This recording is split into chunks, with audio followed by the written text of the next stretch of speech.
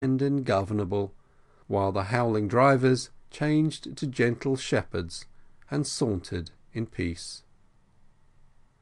Towards sundown we reached Hazel Green, a charming spot on the summit of the dividing ridge between the basins of the Merced and Tuolumne, where there is a small brook flowing through hazel and dogwood thickets beneath magnificent silver ferns and pines. Here we are camped for the night. Our big fire, heaped high with rosiny logs and branches, is blazing like a sunrise, gladly giving back the light slowly sifted from the sunbeams of centuries of summers. And in the glow of that old sunlight, how impressively surrounding objects are brought forward in relief against the outer darkness.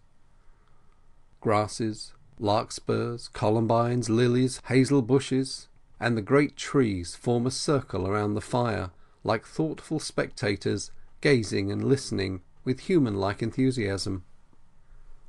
The night breeze is cool, for all day we have been climbing into the upper sky, the home of the cloud mountains we so long have admired.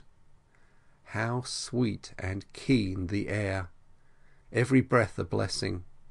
Here the sugar pine reaches its fullest development in size and beauty and numbers of individuals, filling every swell and hollow and down-plunging ravine almost to the exclusion of other species.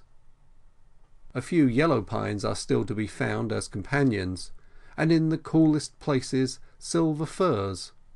But noble as these are, the sugar pine is king, and spreads long protecting arms above them while they rock and wave in sign of recognition. We have now reached a height of 6,000 feet.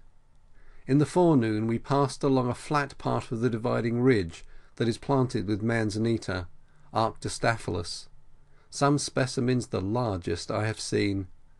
I measured one, the bole of which is 4 feet in diameter, and only 18 inches high from the ground, where it dissolves into many wide-spreading branches, forming a broad round head, about 10 or 12 feet high, covered with clusters of small, narrow-throated pink bells.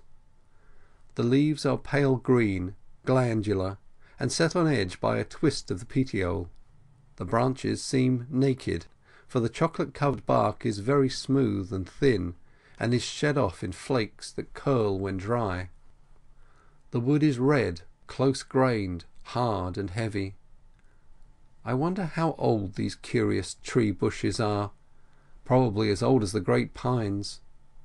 Indians and bears, and birds and fat grubs feast on the berries, which look like small apples, often rosy on one side, green on the other. The Indians are said to make a kind of beer or cider out of them. There are many species. This one, Arctostaphylos pungens, is common hereabouts. No need have they to fear the wind, for low they are, and steadfastly rooted. Even the fires that sweep the woods seldom destroy them utterly, for they rise up from the root, and some of the dry ridges they grow on are seldom touched by fire. I must try to know them better. I miss my river songs tonight. Here, Hazel Creek at its topmost springs has a voice like a bird. The wind tones in the great trees overhead are strangely impressive, all the more because not a leaf stirs below them.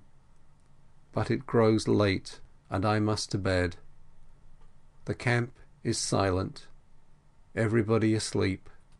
It seems extravagant to spend hours so precious in sleep. He giveth his beloved sleep. Pity, the poor beloved needs it. Weak, weary, forspent, oh, the pity of it, to sleep in the midst of eternal, beautiful motion, instead of gazing forever like the stars. End of section 5.